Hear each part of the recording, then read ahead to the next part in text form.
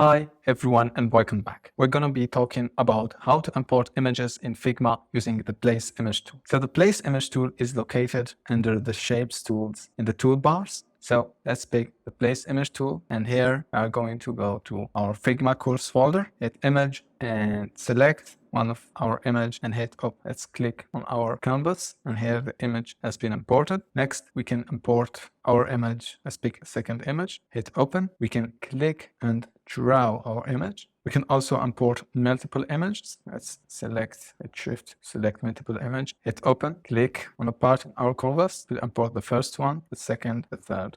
Okay, let's rearrange our image. Again, we can import our images, multiple images, by drawing them on an area on our canvas. So click and drag, click and drag, click and drag. Or we can also do it with the place all. Let's hit place all, and as you can see in our sidebar, and all our image has been imported with a single click. Okay, next let me show you how to apply an image to a shape. So let's go to the shape tool and draw perfect circle. Again, create a polygon, click and drag. Now let's go to the Place Image tool and import.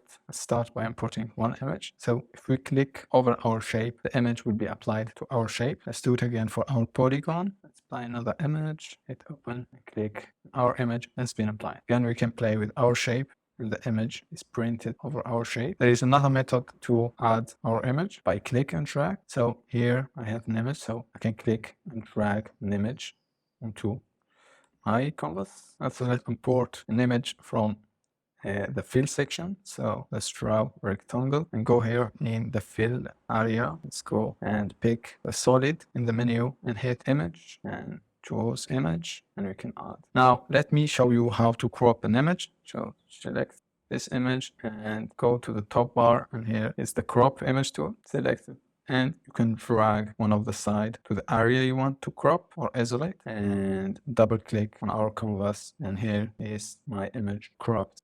Alright, now that you've learned all the basics and everything you need to know about how to work with images, I'll see you in the next lesson.